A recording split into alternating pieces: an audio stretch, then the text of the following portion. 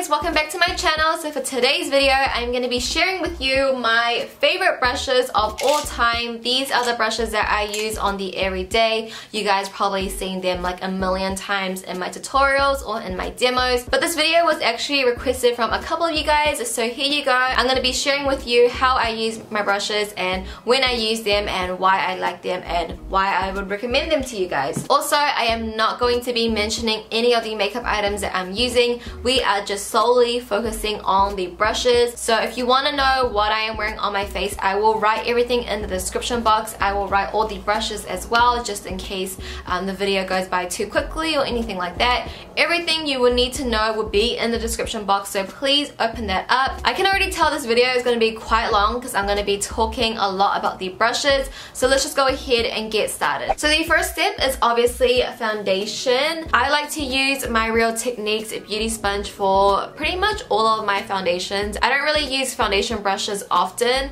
When I get a new foundation, I will try it with a brush and see how I like it, but most of the time I will just end up going back to my beauty sponge. This one is the Real Techniques one. The beauty blender is really nice as well, but it's just really expensive, and I just feel like this does a job anyway and it's more affordable. If you guys didn't know, which I'm sure you know, but I still see some people use their beauty sponge dry. You are meant to use it damp, so make sure you damp it and it's just going to expand. It's going to be nice and soft. The reason why I like a beauty sponge over a brush is just because it does absorb a little bit of the product of the foundation and it just kind of blends it into your skin. It doesn't look streaky. It gives a beautiful finish. I just think Beauty Blender is like the best thing ever.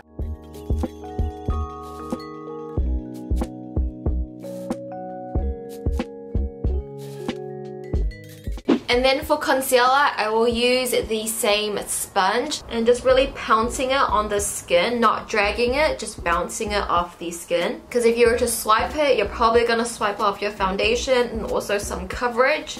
If you are dabbing it, you are dabbing the product into your skin, getting the maximum coverage of the concealer.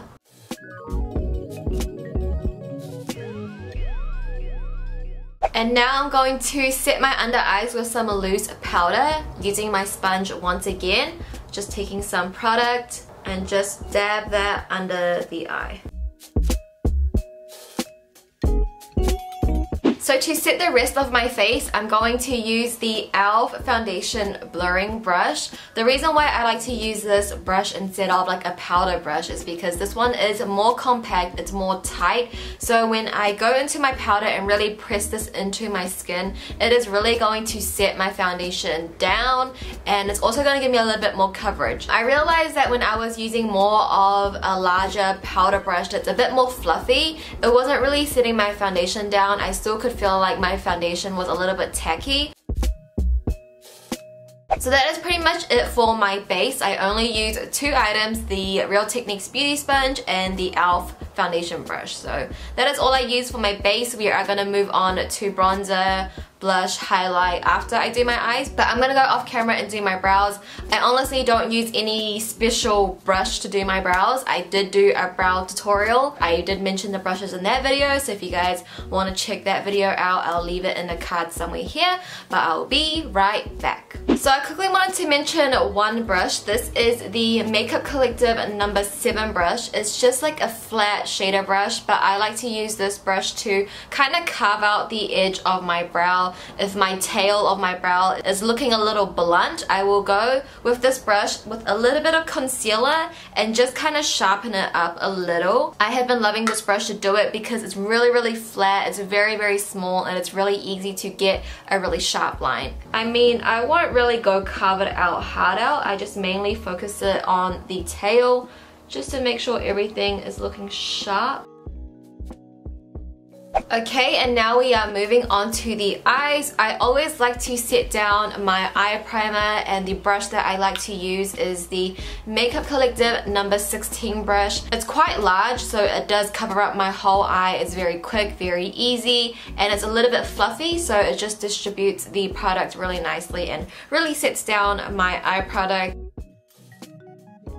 Okay, and now we are moving on to shadow. If you watched any of my tutorials or any of my demos, I feel like these next couple of brushes won't be any surprise because I always mention them. So I will always go in with a transition shade first. And the brush that I like to use is the Sigma E40. It's just like a tapered blending brush, what you would usually see. And with the blending brush, I just like to do circular, like little circular motions and go in like windshield wiping motions. So circular motions, windshield wiping motions, just a bit of both just to get a good blend. I put it right into the socket of my eye and just blend it, starting it from there, and then I will continue blending it up to my brow bone. And also with how you hold your brush, the further away you hold it from the brush head, the less pigmented it's going to be. You're going to have more of a lighter hand if you're holding your brush at the end or in the middle. If you're holding it here, like how you hold a pencil, you're really going to put a lot of pressure and it's probably not going to blend out as well. So you want to hold it quite far away from the brush head. And because transition shades are so important to make sure that they are blended out on the first go, I like to take my Morphe M573. This is a tapered blending brush and I like using this clean and just going over the edges of my transition shade and just really smoking this out. Using it clean is really going to help blend all the products out. And then when you do this with this brush, you are going to lose some of the intensity of the color of your transition shade. So I just go back with my Sigma E40 and just build it up again. And the next brush that I will go in with is the Morphe M433. This is like a fluffy shader brush. I really like this. I feel like it does pack on color, but it also blends it out at the same time. So I will just take a little bit of a darker shade. And this is just kind of like my go-to look. I'll put it on the outer corner. You could put this all over the lid.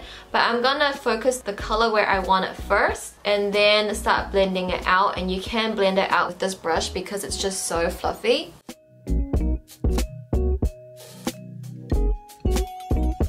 And then I always like to go back in with my E40, blend everything out.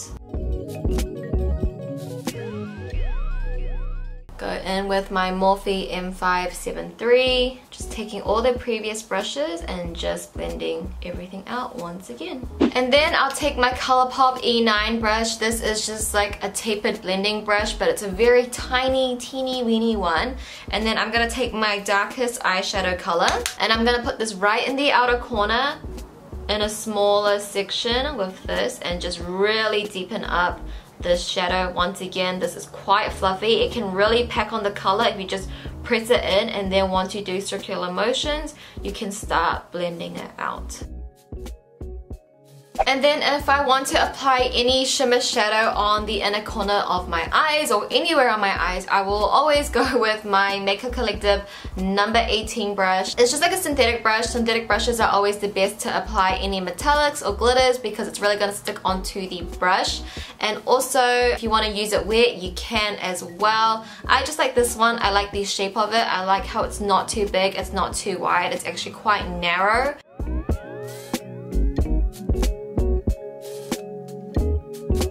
And so for my lower lash line, I always use this brush. This one is the Makeup Collective number 11 brush. It's very flat, as you can see, but it's quite fluffy. It's not too dense. So when you put it on the lash line, it's really going to pack on the color, but still make it very blown out at the same time. For lower lash line, I always just stick to one color. I never like to do anything fancy there. I don't always do this, but I do want to mention this brush. This is the Sigma pencil brush. I don't know the number of it because it kind of rubbed off, but again, I'll link it down below. I just feel like it's important to have a pencil brush in your kit. So if I want to deepen up the outer third of my lower lash line,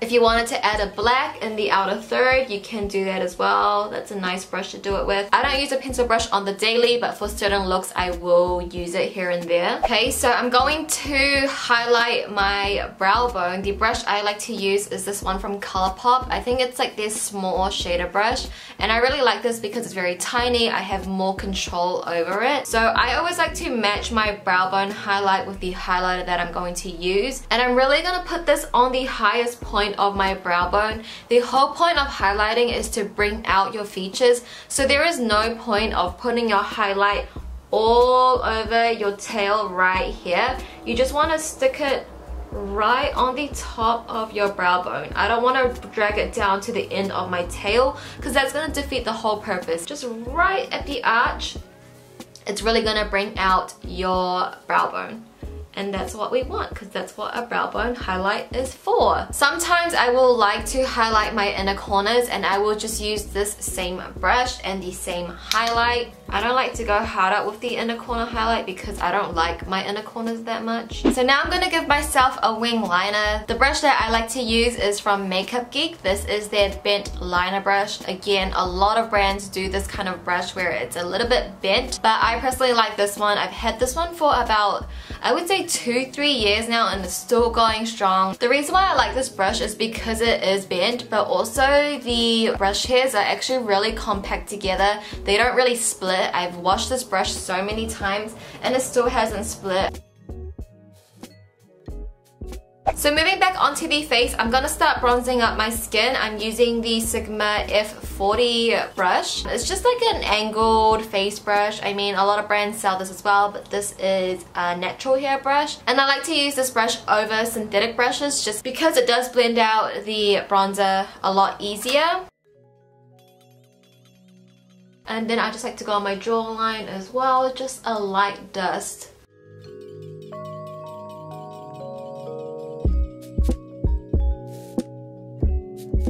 And then I will take my NARS Eater brush. This is a very famous brush, but I will just go in with this light highlight shade, and then I'll just go under my cheekbone just to kind of clean it up a little. You could actually take your beauty blender if you wanted to and just scrape it underneath and just give a clean cut line, but I like to go in with a little bit of powder just here. You could also use this brush to contour if you wanted to, and also to contour the sides of your nose, but I use a different brush for that. This brush is honestly not necessary. I mean, if you have it, that's great. You could also bake under here. You could stamp it on. That's a nice brush to do that. And then I will go in with this Colourpop shader brush. Very flat if you turn it to the side. So I like to use this brush to contour my nose. I recently just switched to this brush to contour my nose. Before I was using a different one. But I just really like how this is very flat and I can lay it down.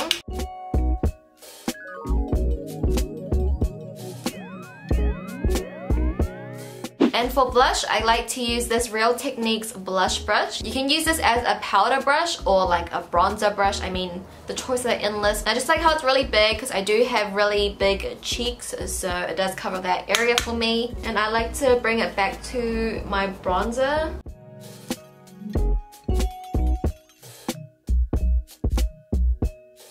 And then we are going to highlight. The brush I like to use is the Real Techniques setting brush. This is actually meant for setting under your eyes, but I like it for my highlighter. It's like a really nice size. I like how it's tapered. I used to use a fan brush, but I felt like that just gave me like a straight line and it didn't really look natural or really flattering. So I'll take my brush and I'll focus it on the highest point of my cheeks, which is right about here, and I'll do circular motions. And then I will bring it up. So most of the product is going right on the tops of my cheekbones. You can add a bit more if you want, but this highlighter, Fuego, is amazing, so I really don't need more because, yeah. And that's how I put my highlighter on. And then for my nose highlight, I will take my brush. I'm going to focus it like over here between my eyes. I'm going to focus the highlight here, and then whatever's left, just drag it down. I feel like I put a little bit too much on, so if you feel like you did that, just take your sponge and just dab it out, and it's gonna kind of tone it down without taking all the product away. And then I'm gonna highlight my chin. I'm gonna highlight it where the dip starts, like right here, if you guys can see that. So while I'm waiting for my lash glue to dry, I want to mention that these brushes that I didn't get to use that I want to mention just because I do use them when I do other kind of eye looks. So this one here is the Colourpop angled brush. I think this is such a good brush if you want to get like hair-like strokes on your eyebrows, if you want to use this for your wing liner. It's just very thin, it's very compact together. I think this is one of Colourpop's best brushes, to be honest. It's a really, really good brush. This one here, this one is the Makeup Collective number 2 brush. I use this brush for multiple reasons. Sometimes I'll use this for my liquid lipstick. I will use this to go over my lash band with some gel liner. Also with this one, if I do a cut crease, I will go just like above here to define it a little bit more. It's a really nice brush to have. It's very small, it's very detailed. Then I have this one here from Morphe. It's just like a very small synthetic brush. It doesn't have a name because it came in a set. I will link the set down below if they still have it. If you turn it to the side, it's very, very thin, and it's just very compact together. Once again, I like to use this to carve out my crease with concealer to create a cut crease look. This would also be nice to highlight your brow bone as well, just because it's very small, and you can also pack lid color on it as well if you have smaller eyes than I do.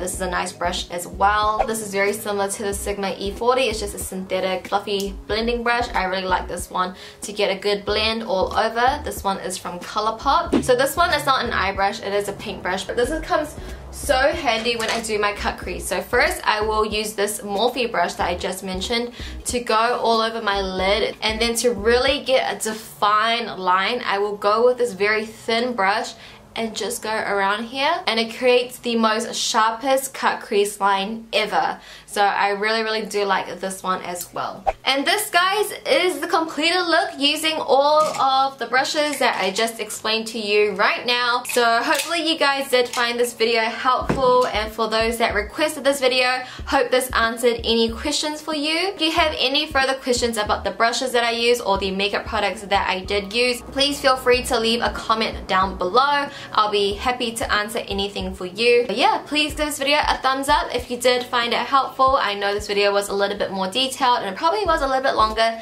than my usual videos, but either way, hope you guys found it helpful. That's pretty much all I got to say. So thank you guys so much for watching. Please subscribe if you haven't already, and I'll see you guys in my next video.